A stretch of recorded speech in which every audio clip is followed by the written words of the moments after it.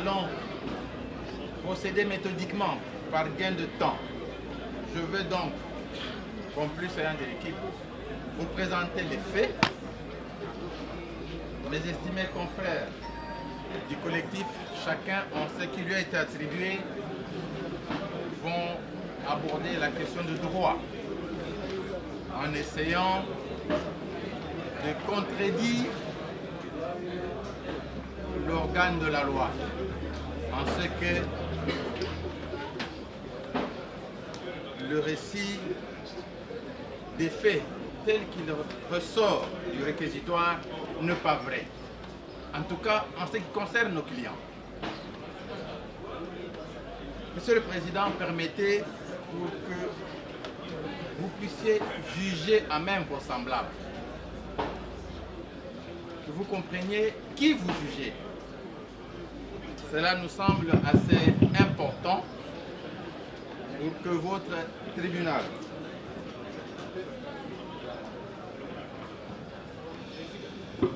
Je disais, Monsieur le Président,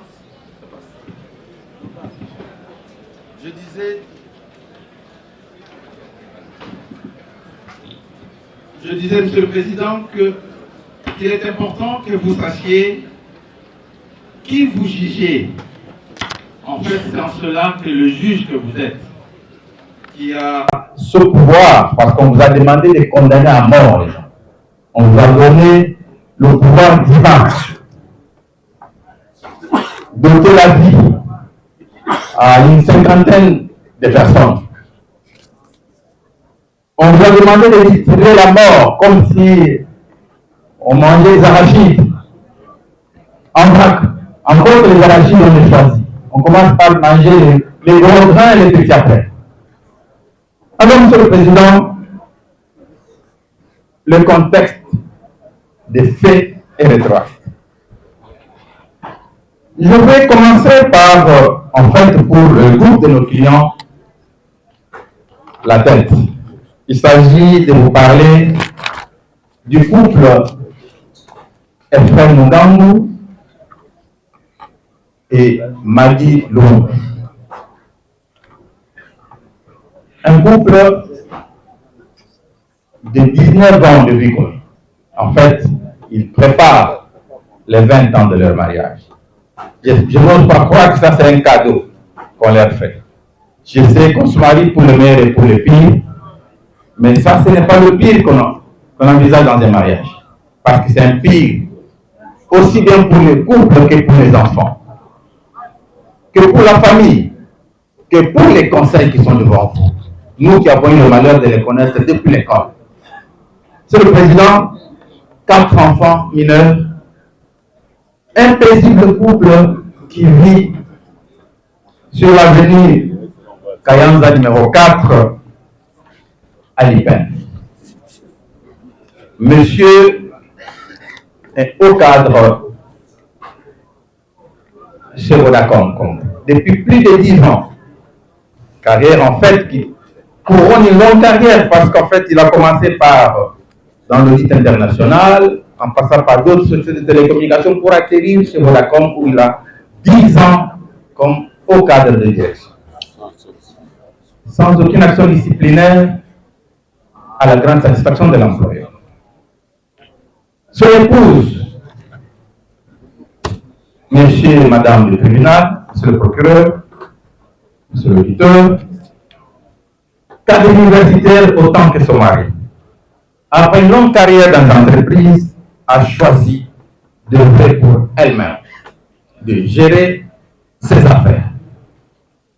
Et quelqu'un m'a dit dans la salle, dit, monsieur le doyen, vous avez la chance d'avoir une cliente comme celle-là.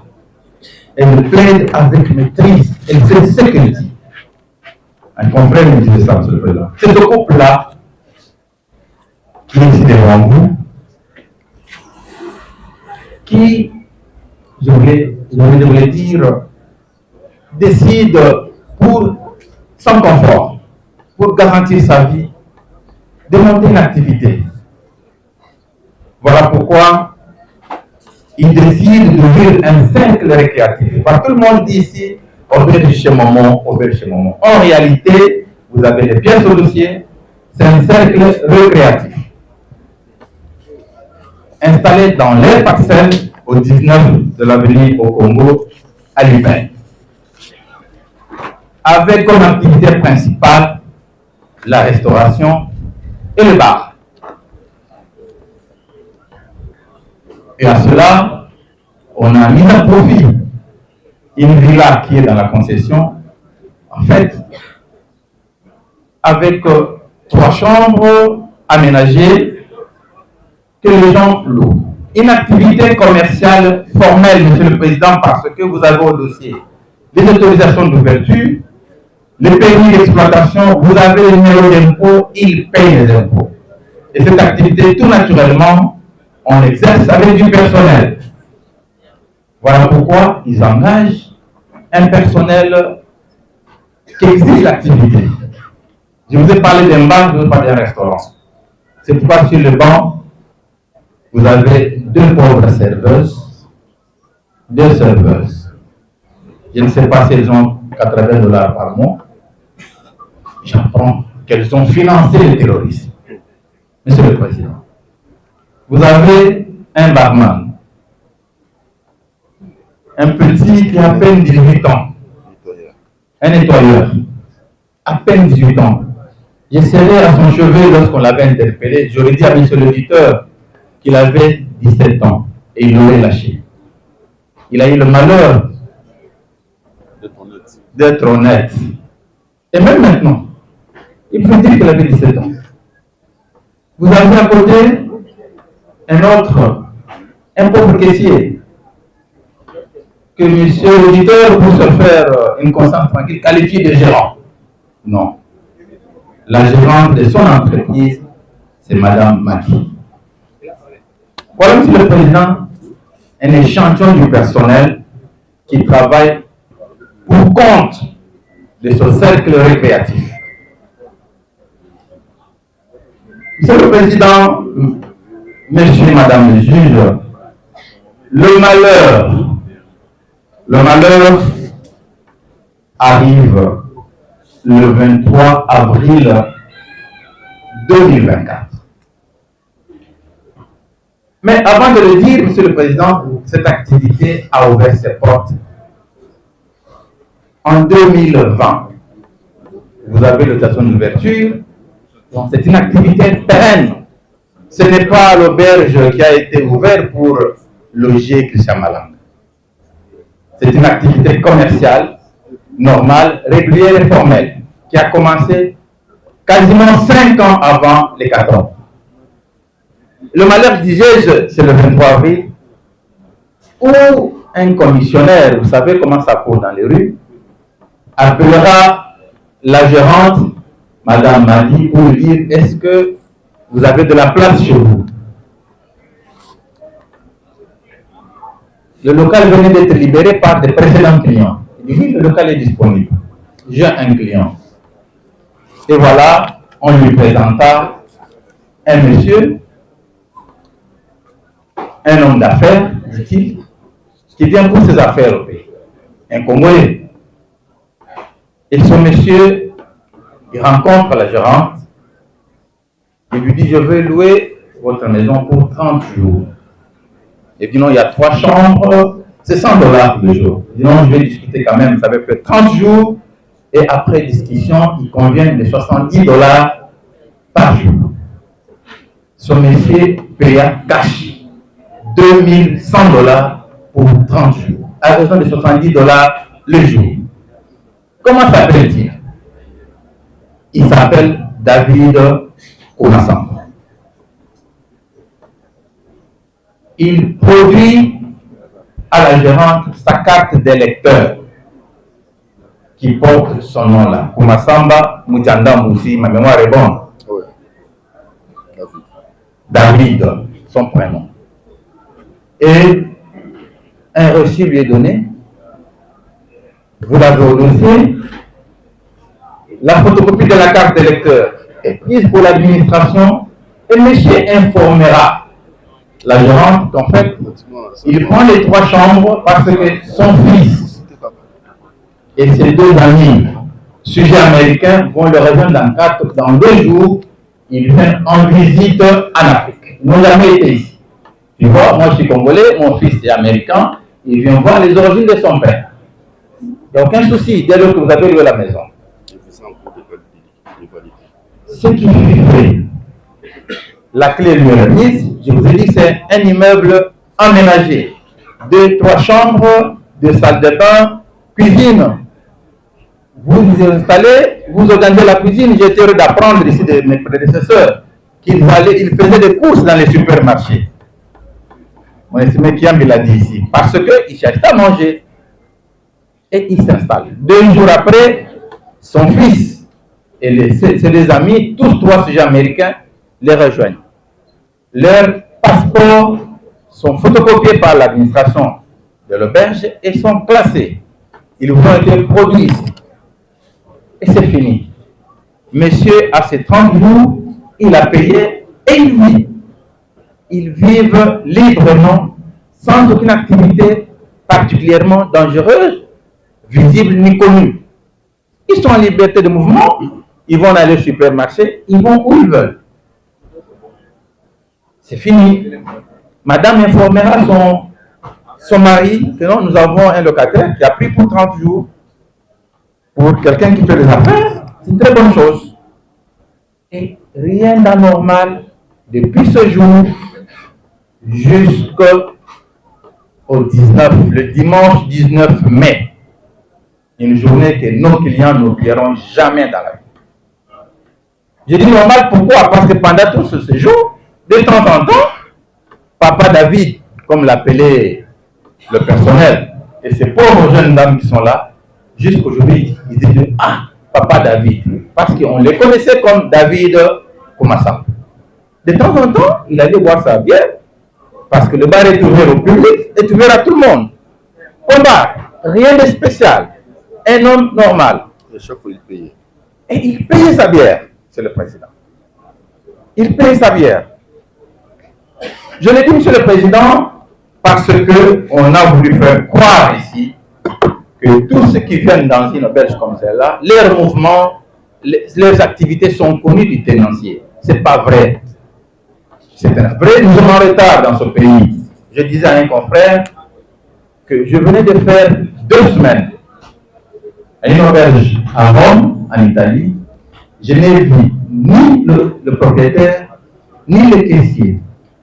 Je payais mon logement en ligne à Kinshasa. On m'a envoyé les codes d'accès en ligne. Et je suis arrivé à l'hôtel. J'ai mis les codes. Je suis entré. J'ai trouvé le code de la chambre à l'entrée. J'ai ouvert la chambre. J'ai fait 2 semaines. Je n'ai vu personne. Parce qu'en bas, il y a une cafétéria. Chacun se sert et il part. Mais ma chambre était faite tous les jours. Le dernier contact que j'ai eu, c'est un WhatsApp de la gérante pour me rappeler que monsieur, aujourd'hui à 12 h, vous devez libérer la chambre. Elle s'appelle Anastasia.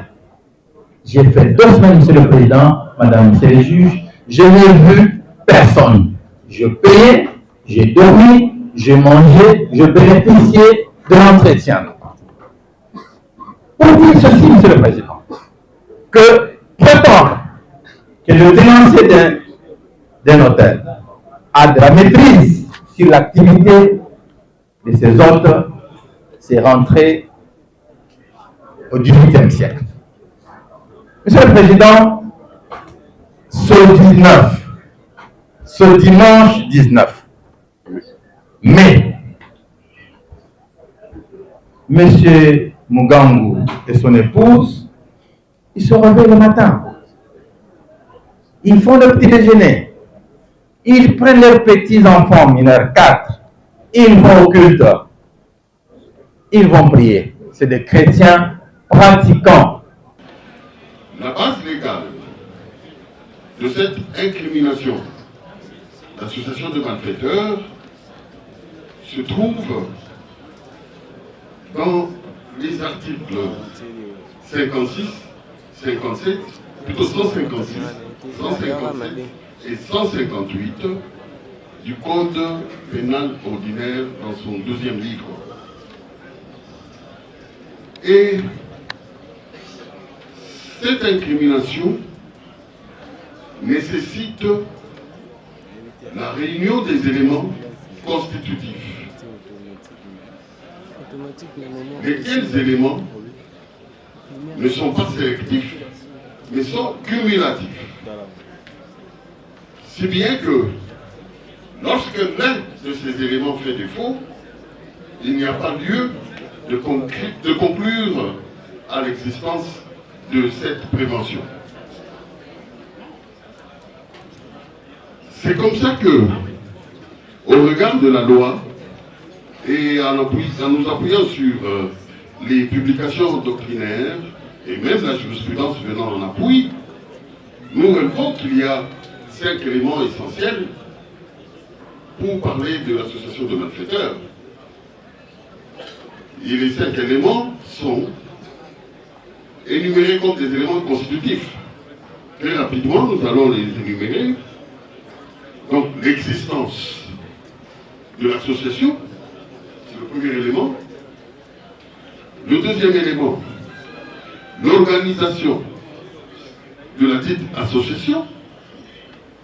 Le troisième élément, le but poursuivi par cette association.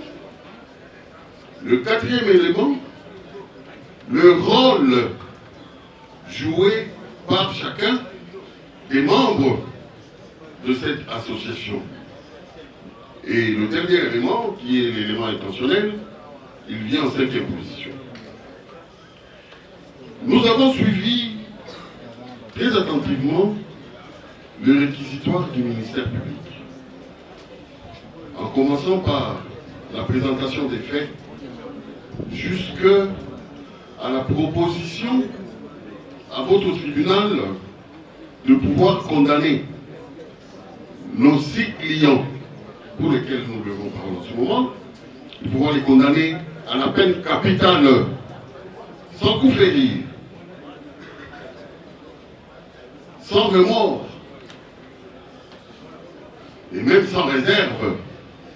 Le tribunal a appelé, plutôt l'organe de la loi a appelé le tribunal à leur appliquer cette sentence-là. Nous sommes restés sur notre soif par rapport à ça, parce que nous nous sommes rendus compte, et nous pensons bien que c'est le cas aussi pour votre tribunal, que l'organe des poursuites, qui est l'auditeur militaire de garnison de Kinshasa-Gombe, s'est limité à énoncer seulement ces éléments constitutifs de l'infraction d'association de malfaiteurs. Et en énonçant, il pense avoir apporté la preuve de l'existence, n'est-ce pas, de ces éléments constitutifs pour que votre tribunal puisse s'appuyer dessus et effectivement, comme le dirait Urbi et Orbi, le Saint-Père, que voilà, nous avons fait droit aux réquisitions du ministère public et nous condamnons à mort les prévenus que l'on a catégorisés comme étant les insurgés, entre guillemets, de chez Momo. À ce niveau-là, j'espère que l'organe de la loi aura le courage de corriger, parce que nous ne sommes pas dans une situation d'insurrection, et chez Momo n'est pas un foyer insurrectionnel. Nous espérons bien qu'il va le corriger. Mais alors, nous poursuivons en disant que l'organe de la loi n'a apporté aucune preuve. Il vous a présenté 6 prévenus, notamment Mugangu Ephraim. Qu'est-ce qu'il vous a dit de Mugangu Ephraim? Qu'est-ce qu'il vous a donné comme preuve de son appartenance ou de son adhésion à l'association de malfaiteurs? Aucune. Quel est le mécanisme par lequel Mugangu Ephraim a pu adhérer à l'association? Ou par quel mécanisme a-t-il donné existence à cette association de malfaiteurs? De tout le discours tenu par l'organe de la loi, il n'a donné aucune preuve par rapport à ces premiers éléments. Il en est de même en ce qui concerne Luwungu Mata Magi, son épouse. L'organe de la loi n'a donné aucun élément, aucune preuve de son adhésion. Et la litanie peut continuer. S'agissant de Avio, s'agissant de Mbayo, s'agissant de Mukena et même de Ange. Tous les 6 prévenus qualifiés de chez Momo, le ministère public n'a apporté aucune preuve de leur adhésion à l'association des malfaiteurs. Il en est de même aussi pour les autres éléments constitutifs de cette prévention d'association de malfaiteurs. Et nous citons ici l'organisation de l'association ou de la bande. L'organe de la loi est resté muet comme une carpe. Il n'a pipé mot par rapport à l'organisation de la bande.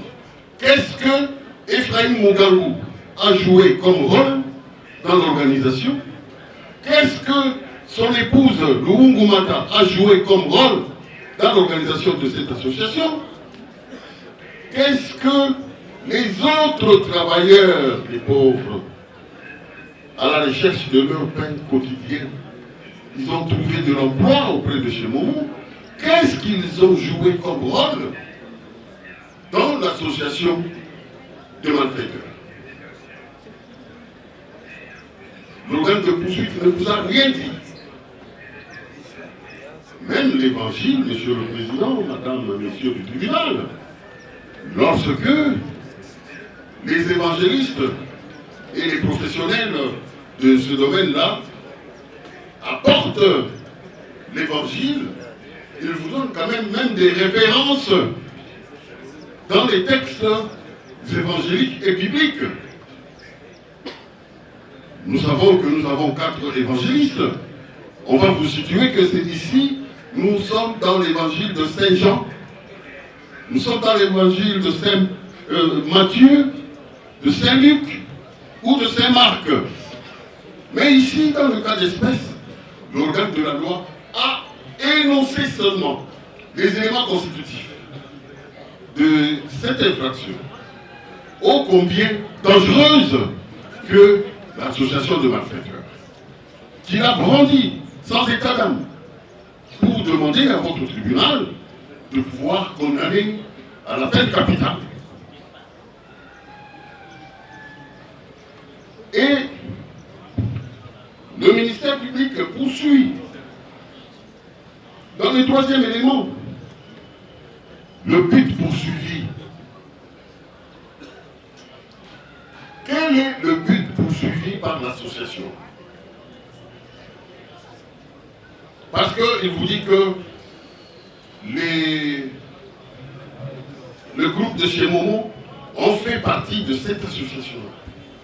Non seulement qu'il ne nous dit pas par quel moyen, par quel mécanisme, quel est leur part dans l'organisation, mais aussi il ne nous dit pas, il ne dit pas à votre tribunal qui doit dire de droit quel est le rôle joué par les différentes personnes qu'il défèrent devant vous en ce qui concerne le groupe de chez Momo, comme on l'a dit là.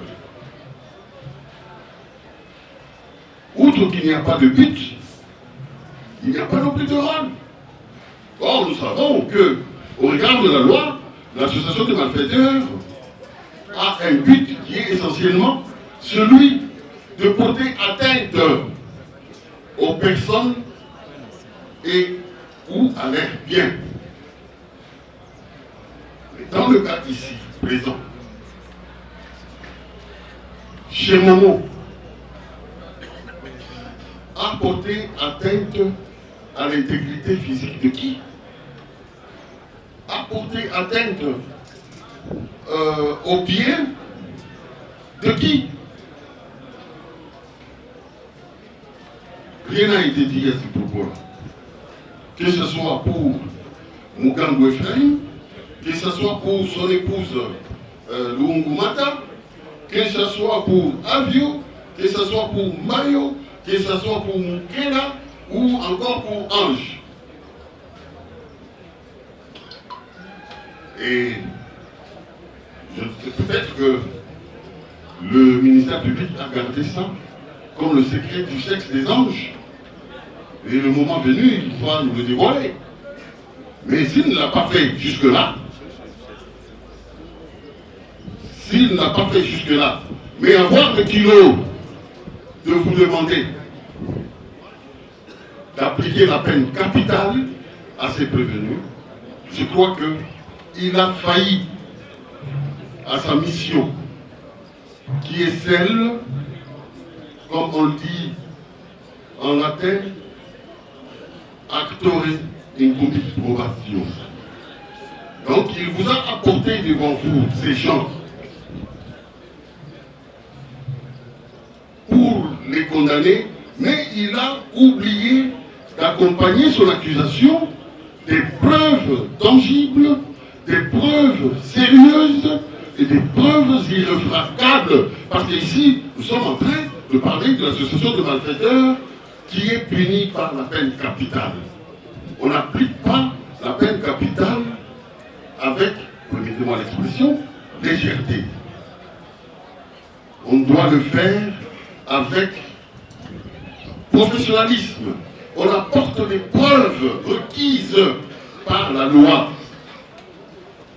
Mais sinon, nous constatons que de tous les 4 éléments constitutifs, sur le plan matériel, le ministère public n'a apporté aucune preuve à charge de quiconque de nos 6 clients pour lesquels nous sommes en train d'intervenir en ce moment.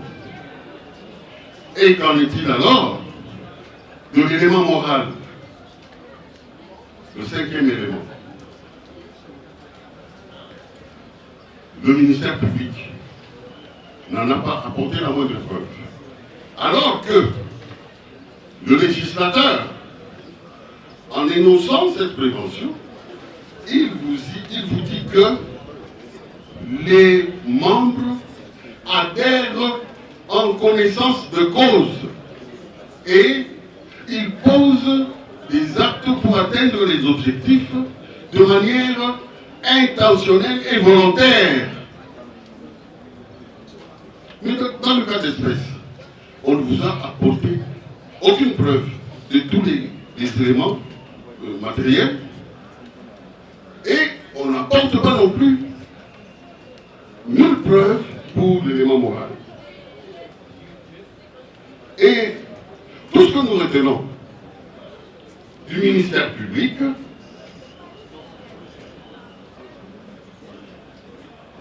il dit dans sa note, nous avons pris des notes, que dans les cas d'espèce, le cas pour lequel vous êtes ici en train de nous écouter, pour lui de l'accusation, il conclut tout simplement et tout bonnement que les 5 éléments constitutifs de la prévention d'associations de malfaiteurs, tels que dégagés de l'analyse des faits et de l'instruction à l'audience, ces éléments-là sont réunis pour que votre tribunal retienne cette infraction d'association de malfaiteurs à charge de nos clients. Mais nous avons suivi l'instruction à l'audience. Nous n'avons constaté aucune preuve matérielle de l'existence d'un quelconque élément constitutif de l'association de malfaiteurs brandi ici devant votre tribunal à charge d'un quelconque de nos 6 prévenus pour lesquels nous sommes en train d'intervenir. Donc, il n'y a pas de preuve. Et bien plus, le ministère public dit ceci, s'agissant de l'élément moral, il soutient comme simple preuve l'existence de la réunion de tous les 5 éléments constitutifs de l'association de malfaiteurs qu'il déduit dans les aveux.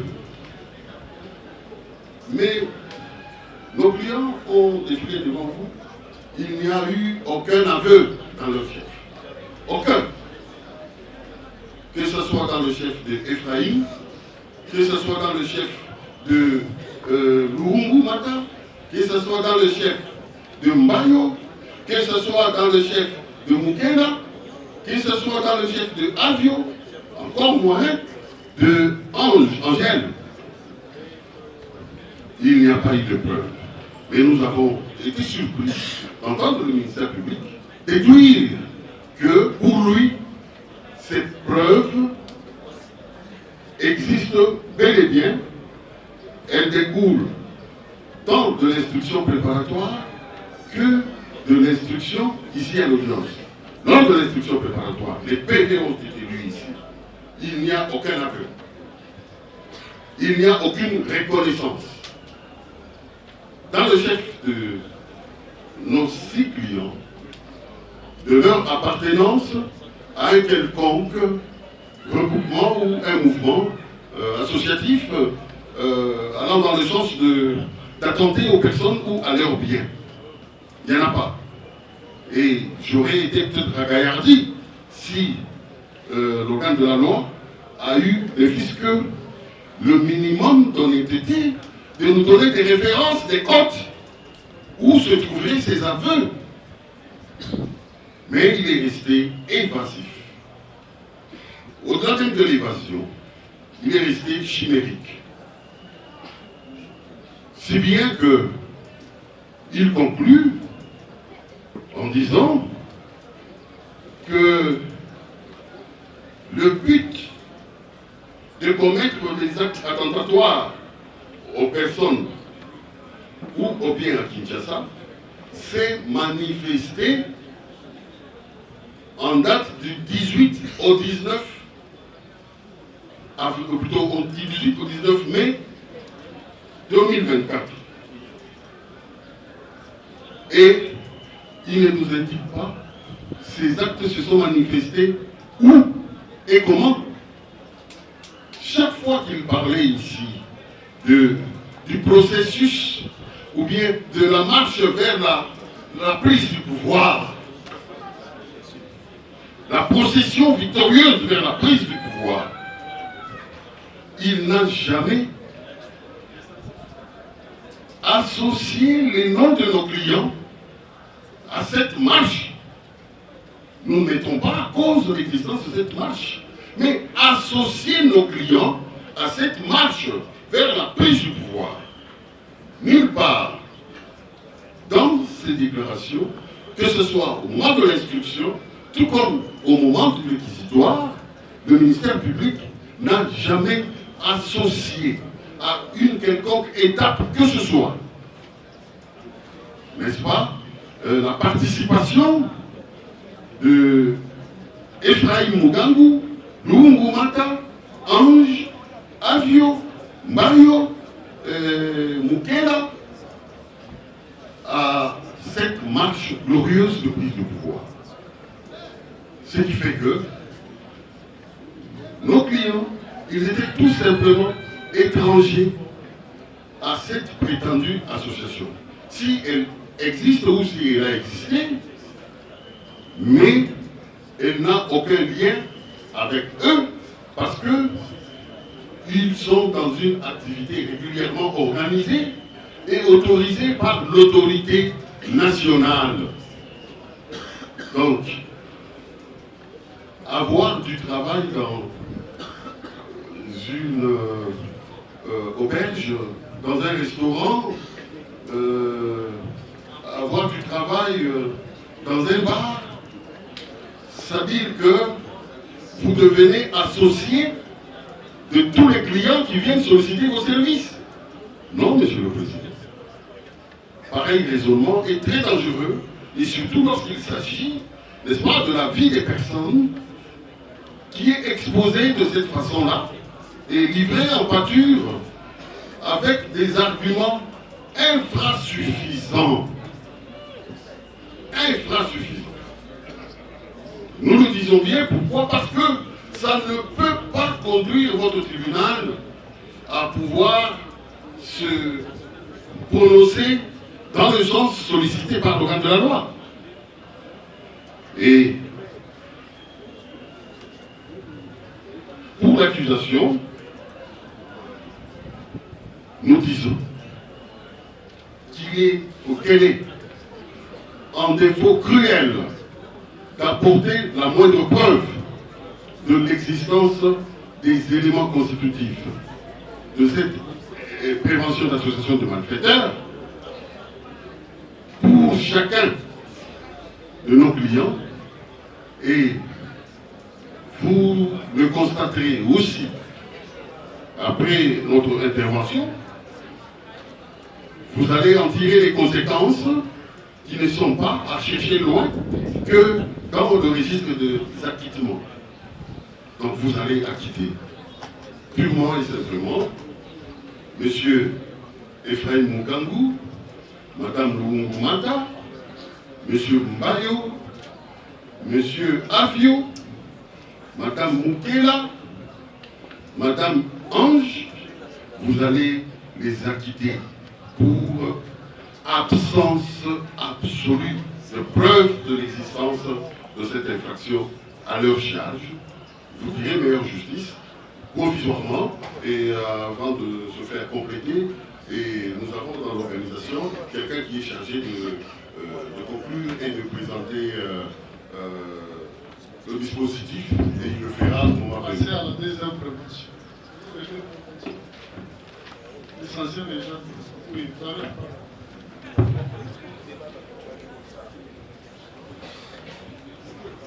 Merci, Monsieur le Président. Très respectueux membres, organes de la loi. L'heure arrive enfin de pouvoir vous présenter l'économie de l'infraction retenue à charge de nos prévenus si prévenus. Il s'agit là de l'infraction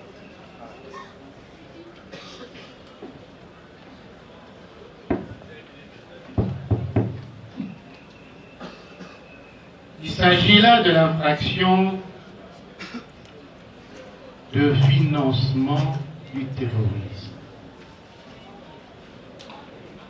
Et c'est là que je saute de joie lorsque je vois le ministère public déjà nous exempter du contour de la lecture de cette infraction, même parce que de lui-même a eu quand même à nous présenter de manière sommaire ce qu'on entendait par cette infraction. Monsieur le Président, je vais m'efforcer de vous présenter un tableau où on maintiendrait à gauche l'infraction que venait présenter mon confrère, celui de l'association de malfaiteurs, avec au bas de la page les différents membres de nos clients pour lesquels nous prenons parole par devant vous.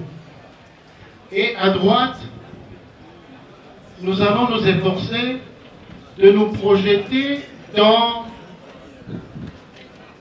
cette infraction de financement du terrorisme. Connaissons très bien les éléments constitutifs de cette infraction, parce que ça était surabondamment abordé par mes prédécesseurs. Je vais très rapidement essayer de faire une corrélation entre les prévenus et cette infraction. Nous savons que Mme Magui Mata,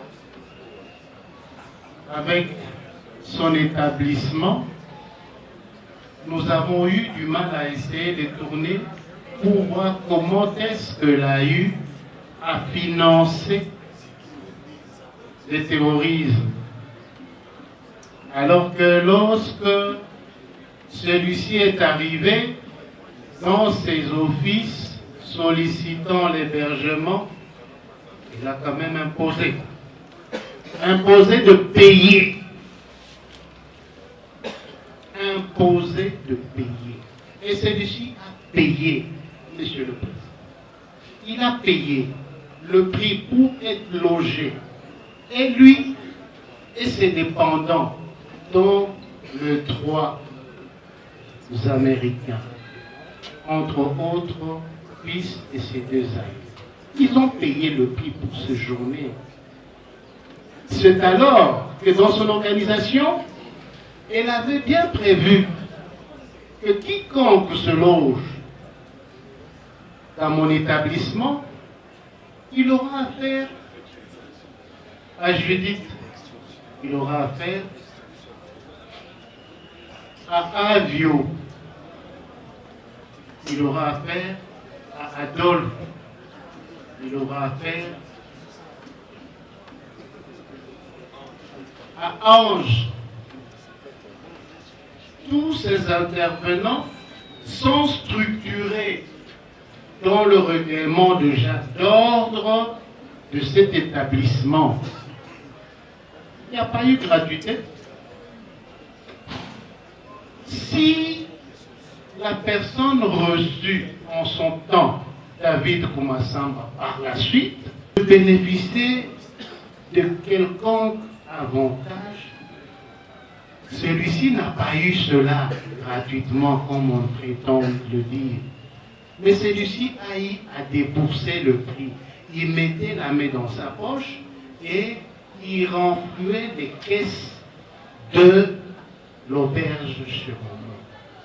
Alors que cette infraction tente de nous entraîner dans le sens où la flèche, normalement, devait être à l'inverse. Donc, ça aurait été Momo qui sort son argent, quel que soit le montant, et qui éjecte dans la caisse des assaillants, ou du groupe si vous voulez. Mais parce que cela n'a pas été le cas, et parce que surabondamment, cela est encore démontré, même lorsque, comme le dit souvent le ministère public, dans la démarche de la conquête du pouvoir, pour déstabiliser les institutions. Et souvent il ajoute, chargeur vide ou vidé. C'est ce qui est souvent le dit. Mais cette fois, c'est que nous avons assisté, M. David Koumassamba a décidé d'aller renverser les institutions, alors que sachant qu'il y a certains des membres de l'établissement Momo qui étaient là jusqu'aux heures tardives parce qu'ils ont passé nuit en ce lieu, mais celui-ci va dire non, non, vous restez. Il les a laissés. Il a embarqué ce qu'il estimait amener avec lui dans la conquête du pouvoir. ils sont partis. Cela prouve à suffisance que Momo n'était pas dans le théâtre des assaillants. Ils sont restés.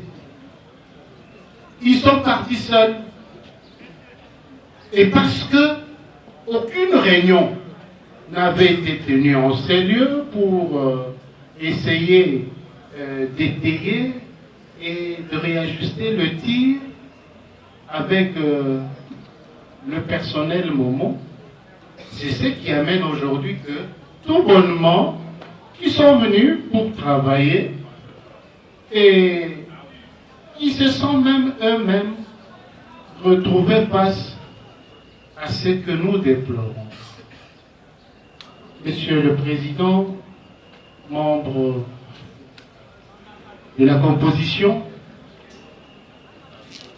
l'infraction du financement du terrorisme en soi nous met dans la joie parce que l'officier du ministère public est resté cependant dans des suppositions. Et parce que nous ne sommes que dans le supposition, et parce que nous sommes en difficulté de présenter et de donner les contours et la hauteur de ces financements, vous comprendrez que, Monsieur le Président, cette infraction n'a pas lieu d'être retenue. Les 6 prévenus par devant vous ne sont pas tombés dans le panier pour que cette infraction soit concluante. Voilà en très peu de mots, Monsieur le Président, parce que je ne voudrais pas suyer vos oreilles avec toute la litanie de la législation ici sur place, mais avec votre permission, je vais vous demander de me retirer pour laisser à ce que les autres confrères me rappellent. Être disposé. Merci beaucoup, Monsieur le Président. Moi, avec votre autorisation, vous rappelez que nous avons 6 prévenus. Et lorsque nous sommes organisés, nous avons géré les temps pour vous faire gagner aussi du temps, Monsieur le Président. Et vous avez suivi comme nous les réquisitoires du ministère public, nos clients, Monsieur le Président. Attendez. Oui. Attendez, Monsieur le Président. Mais c'est la démonstration des... S'il faut compléter, ne répétez pas si c'est qu'ils ont déjà on avance. Les commentaires que nous allons ajouter, vous allez nous permettre aussi de répliquer brièvement par rapport à ça. Beaucoup, Monsieur le Président, pour la parole accordée. Je ne serai pas trop long, mais tout en prenant la parole au nom du collectif, je voudrais aussi remercier la composition. Parce qu'il y a des principes généraux appliqués à notre droit.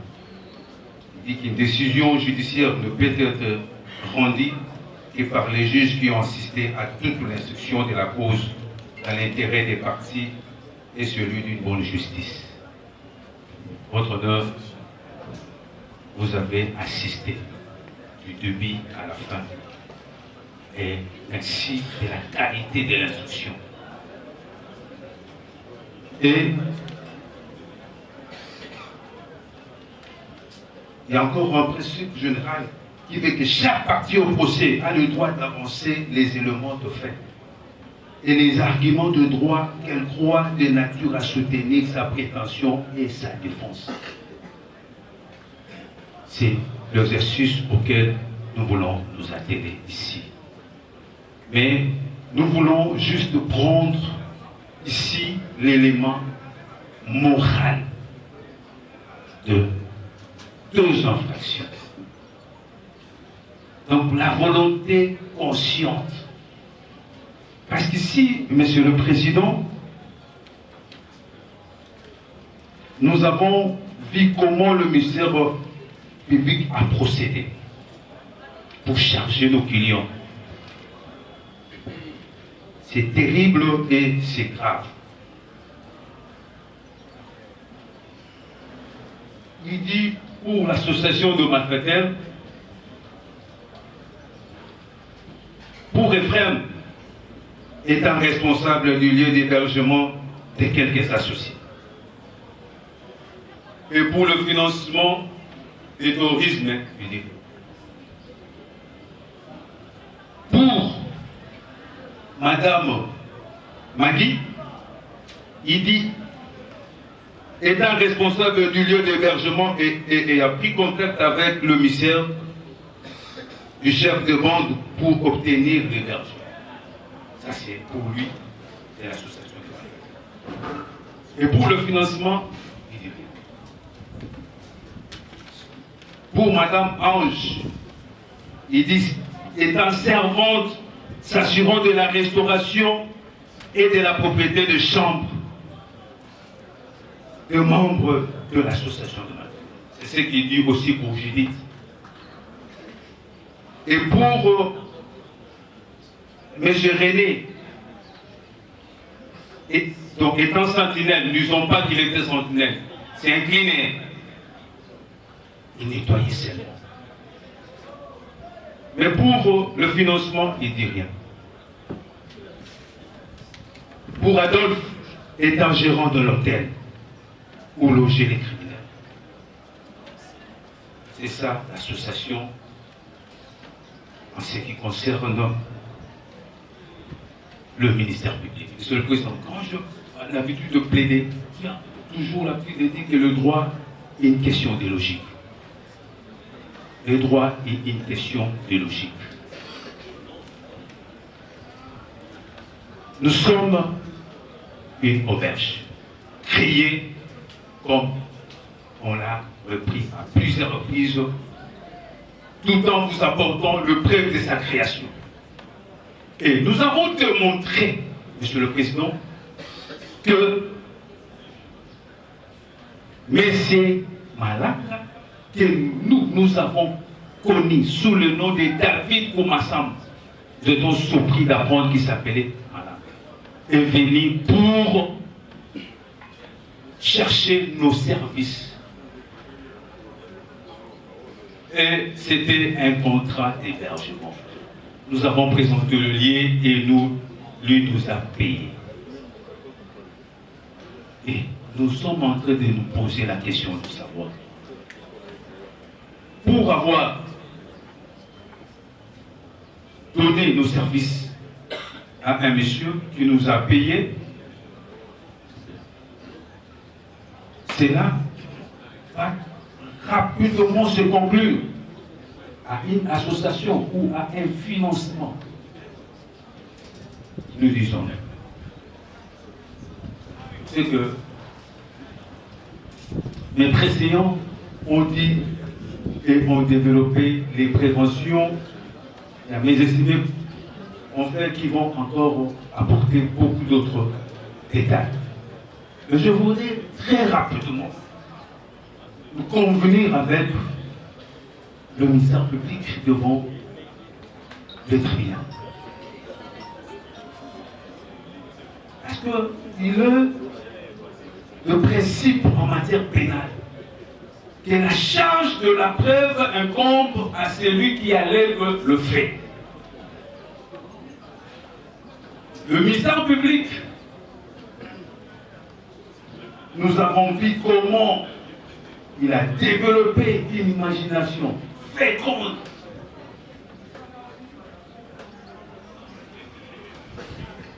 Et dans ces imaginations,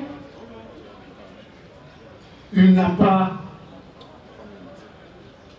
lié à ces déclarations les éléments de preuve pour attester en quoi résidait l'association de malfaiteurs ou le financement du terrorisme.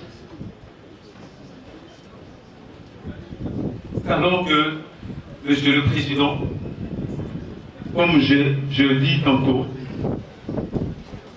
vous êtes fait une idée de ce qu'il y a dans ce procès. Vous avez compris que nos 6 clients n'ont jamais, dans ce qu'ils étaient en train de faire, apporté une quelconque assistance, dans le sens d'appuyer, mais c'est David et sa bande. La volonté consciente, la volonté de s'unir, de s'associer, ils n'ont jamais eu. Si ce n'est que apporter les services naturels relevant de leur activité, pour lesquels ils sont en train d'exercer depuis 2020. Et c'est dans ce cadre qu'ils ont reçu M. David et sa bande. Et pour preuve, nous avons apporté les 4 identités de M. David et sa bande. Pour dire que si David était en intelligence avec nos clients, il n'aurait pas eu à nous cacher ses identités, parce qu'on se connaît selon les livres du ministère public, on s'est associé donc on se connaît très bien. Monsieur le Président, je suis convaincu, je suis en train de chuter, que même le ministère public lui-même n'est pas convaincu de ces réquisitoires. Je suis convaincu. Et je voudrais ici rappeler à la composition le magistrat que vous êtes le serviteur de Dieu. La Bible est dit, je le lis dans le livre de Romains, je pense au verset 13. Le magistrat sont le serviteur de Dieu. Et la Bible dit encore, on ne sait pas passer un innocent pour un coupable, ou vice-versa. Monsieur le Président, ma foi, je pense que à l'entour de l'instruction qui a été passée ici, vous avez compris que nos clients ne sont que des innocents qui n'ont fait que leur service. Malheureusement, au nombre de clients qu'ils ont l'habitude de recevoir, il y avait un méchant. Il y avait un méchant qui a entraîné cette auberge dans cette situation. Et je pense que vous allez tenir compte de cela et vous aurez renversé totalement ce qu'a lui a proposé le ministère public. Merci infiniment, Monsieur le Président, pour la parole. Je vais faire en sorte que je tienne dûment compte du temps que nous avons déjà consommé. Monsieur le Président, ici nous comparaissons ce jour pour obtenir enfin votre conviction. Parce qu'en matière pénale, la reine des preuves, c'est finalement l'intime conviction du juge. C'est ce que dit l'article 75 du Code de procédure pénale, parce que quelle que soit la preuve que l'on produit par devant un juge pénal, tant qu'il n'en est pas convaincu, on n'a rien démontré. À la lumière de l'instruction et à la faveur de la plaidoirie, Monsieur le Président, il appelle en toute sa clarté la vérité. La vérité qui établit que 6 personnes parmi la 50aine à avoir été appréhendées sont ici pour rien. Ces personnes ont été englouties par l'amplitude de la théorie de l'emprunt de criminalité, mais également peut-être par le désir de s'assurer qu'on ratissait large. Mais on a ratissé trop large parce qu'on est allé au-delà du vraisemblable.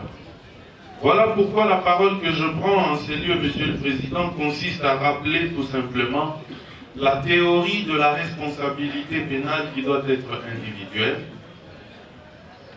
Tant qu'on n'a pas démontré pour chacun des accusés les faits qui lui sont reprochés, que votre tribunal se souvienne en premier lieu de l'article 7.2 de la Charte africaine des droits de l'homme et des peuples, que votre tribunal se souvienne également de l'article 17 de la Constitution en son alinéa pertinent, il y en a 9, qui énonce que nul ne peut être accusé ou tenu responsable que pour les faits qu'il a effectivement commis. Monsieur le Président, la théorie de l'emprunt de criminalité, comme j'ai promis de le dire lors de l'instruction, a été abandonnée depuis 2005 à la faveur de l'arrêt Oumit Gobtep rendu le 2 juin 2005. Plusieurs autres arrêts de la Cour européenne des droits de l'homme sont intervenus. Je vous en épargnerai les détails, mais il faudra tout simplement que l'on note que la Cour européenne des droits de l'homme a sanctionné la Belgique parce que la théorie de l'emprunt de la criminalité à laquelle recouraient les juridictions d'assises portait atteinte ou violait l'article 6 de la Convention européenne de la sauvegarde des droits de l'homme, qu'on appelle la Convention européenne des droits de l'homme. Il n'est donc pas possible qu'en application de cette théorie, l'un quelconque de mes clients soit considéré comme étant coupable des faits commis par M. Christian Malanga, même si ces faits sont d'une gravité exceptionnelle. Il n'y a personne qui parlera de bénignité pour ces faits. Et je me souviens que lorsque nous avons demandé la liberté provisoire pour l'un de nos clients, effectivement, le ministère public a rappelé que les faits étaient trop graves pour pouvoir se donner la licence de laisser en liberté les accusés.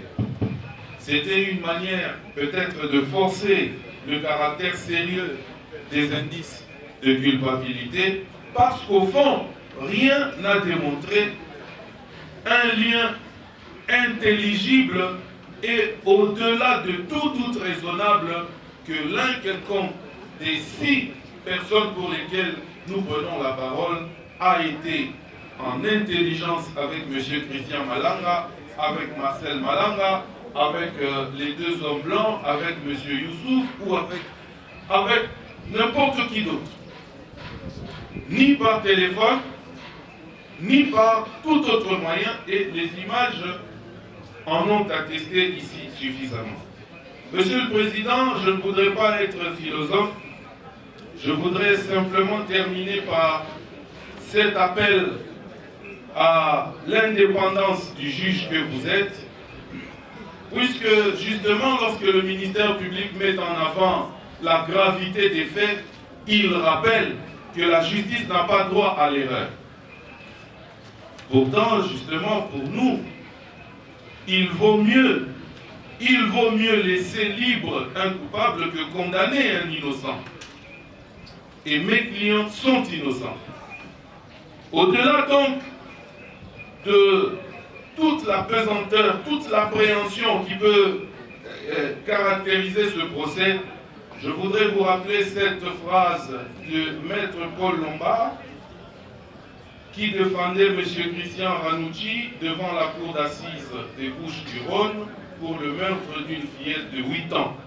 Les faits étaient aussi très graves, d'un très fort retentissement. Voici ce qu'il disait au sujet de l'opinion publique et de la pression de la rue, ainsi que des intempéries politiques. N'écoutez pas l'opinion publique qui frappe à la porte de cette salle. Elle est une prostituée qui tire le juge par la manche. Il faut la chasser de nos prétoires, car lorsqu'elle rentre par la porte, la justice sort par l'autre. Maintenez la justice à sa bonne place, Monsieur le Président, et qu'il vous plaise, lorsque vous allez vous retirer pour le délibérer, de dire courageusement que l'officier du ministère public a été englué dans ce qu'on appelle aberratio ictus, pour ceux qui savent tirer, voulant atteindre Malanga et compagnie. Il a fait passer son projectile répressif vers de pauvres innocents, et ainsi vous ferez justice. Merci, Monsieur le Président, distingué juge. Nous sommes au soir de notre intervention, mais aussi nous a été donné le devoir de nous acquitter d'une responsabilité scientifique, de répliquer à la position ou bien à l'avis du ministère public émis lors de la dernière audience, s'érigeant contre la constitution des partis civils pour les comptes de nos clients Mugambo Ephraim, Lumbu Matamagi, Mbayo Mangaza Adolphe, Abiokunda René, Ange Luyundula Yongo et puis Lukubu Mutela Judith, qui, selon le ministère public, il serait dans une position comparative si on était dans le cadre de l'environnement ou de l'écosystème des chauves-souris. Certes, les propos ont choqué nos clients, mais aussi leur qualité en tant que partie civile, parce que non seulement ils ont fait que respecter les prescrits de la loi, ou des lois ou des dispositions légales, monsieur le Président, c'était les juges. Et ils ont contribué ainsi à la caisse de la République en payant les frais irrélatifs. Mais dans la salle, monsieur le Président, il y avait également les stagiaires, les étudiants qui sont venus apprendre. Et que curieusement, le ministère public, utilisant les mêmes dispositifs, les dispositions légales que nous avons énumérées, notamment l'exposition de l'article 258 du Code civil livre 3, ainsi que l'article 226 du Code de justice militaire, dont la teneur de ces deux dispositions dit exactement ceci, Monsieur le Président. Tout fait quelconque de l'homme qui cause à autrui un dommage oblige celui-ci, par la faute duquel le dommage est arrivé, à les réparer. La deuxième lecture, Monsieur le Président, lorsque la juridiction militaire est saisie, une partie lésée par les faits incriminés peut la saisir de l'action à réparation en se constituant partie civile. Et ce sont les mêmes dispositions que nous avons portées par devant vous, Monsieur le Président, distingué juge. Mais, contre toute attente, le ministère public pense, selon lui, que nos clients étaient dans une position de se prévaloir de leur propre turpitude, car ils étaient poursuivis, disait-il, des faits pour lesquels ils postulaient à la réparation. Cela a poussé notre raisonnement plus loin, Monsieur le Président, à savoir qu'est-ce qu'on a réellement fait, si c'est-il de mettre en péril les institutions de la République, qu'est-ce qu'on a réellement fait pour inviter votre tribunal à se saisir de la présente cause. Monsieur le Président, on nous dit, parce que nous avons accueilli certains membres et le ministère public intelligemment a insisté sur l'affaire de certains. Cela suppose, Monsieur le Président, que certains autres enseignants ont été logés à part. Et c'est la question principale qui se pose dans l'opinion publique, tant nationale qu'internationale. L'un des prévenus est passé par devant vous. Il dit ceci.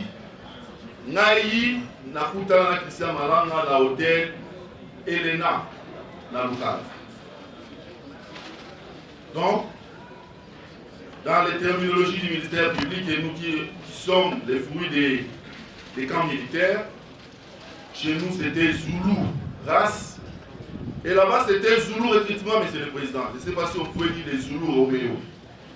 Mais curieusement, les responsables de Zoulou et Roméo ne m'ont pas invité, même pas étiqueté, même pas cité. Et, Monsieur le Président, la justice a deux vitesses. C'est la considération qu'on peut dire. Christian Malanga se serait installé à Pullman Hotel, même à l'hypothèse où il se rendrait coupable de certaines préventions, similaires à celles que vous êtes en train d'examiner, personne n'allait arrêter les promoteurs ou les propriétaires de Pullman Hotel. Il serait chez Nova Hotel, Monsieur le Président, par mesure de précaution, on inviterait quelques secrétaires, quelques préposés du protocole en qualité des renseignants comme c'est fait le cas dans la présente cause. Mais il s'agit de nous. On nous a inventé les sobriquets des chauves-souris. Tantôt, la colonie.